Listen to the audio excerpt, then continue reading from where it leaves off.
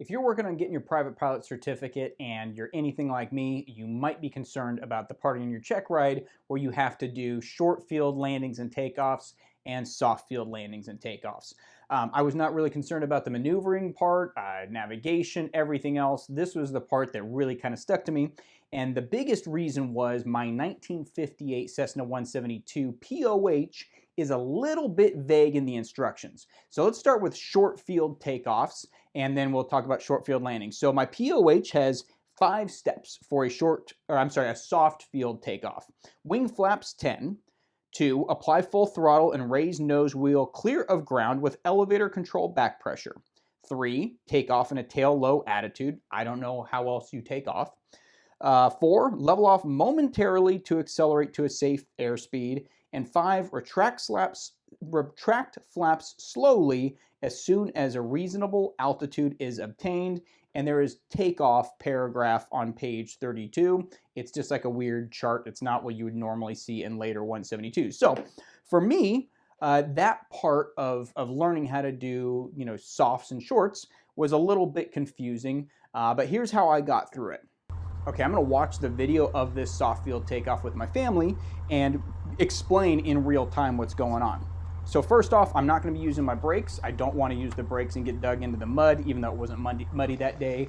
Full back pressure on the elevator, and then as I'm taxiing onto the runway, just using rudder, nose wheel steering to line up, no differential braking. Once I'm lined up without stopping, I'm just going to give full power, and the airstream coming off the propeller is going to actually make the plane want to wheelie, and I don't want to tail strike, so I have to release a little bit of that back pressure and maintain a wheelie as I go down the runway. As soon as the plane hops up into the air, I'm going to maintain ground effect by pushing down a little bit, letting off some of that back force so that I can gain speed.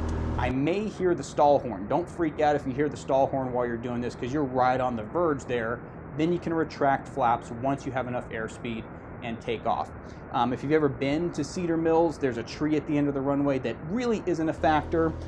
As you're looking at it, mentally you can consider it to be a factor, but it's not. It's not very tall. You have tons of runway. I think it's 3,000 feet, and it's pretty simple to do a soft field takeoff. The most difficult thing is just learning how to balance that wheelie and not tail strike, and to get that back pressure off once you get in the air and maintain ground effect and not, accidentally go a little bit out of ground effect. Now, when it comes to soft field landing, my POH doesn't even talk about it. It skips right over it. There's crosswind, regular, and short field. That's it.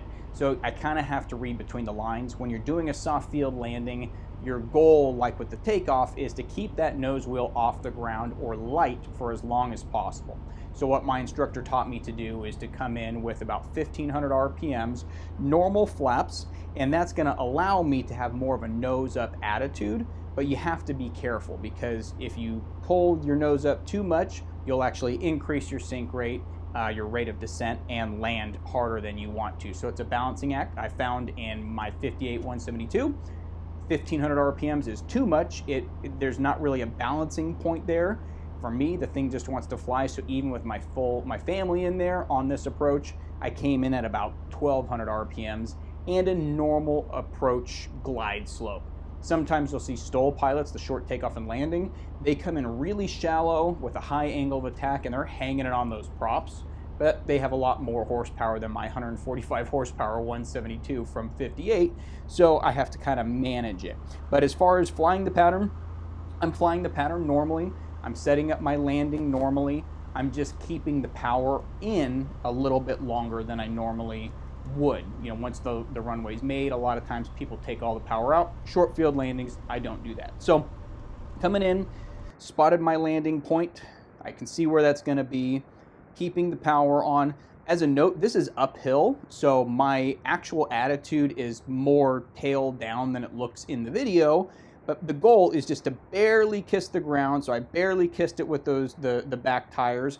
And then once you do, you're going to keep that up elevator in there to keep that nose wheel off the ground. Now, it wasn't muddy, and if you've ever been to Cedar Mills, it is a very well maintained runway, so I wasn't worried about doing a wheelie down the entire thing. I just wanted to park so we could get out and go to lunch.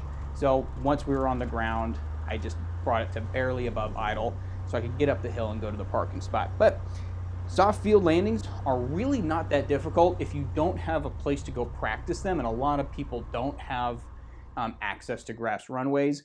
Don't be freaked out about it. I didn't actually get to do a true soft field landing until after my check ride, and I went up to Cedar Mills.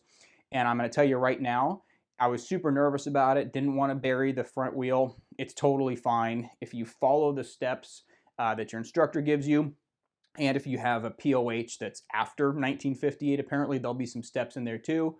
Just make sure you keep that nose wheel light. It's not a problem. You'll get it done.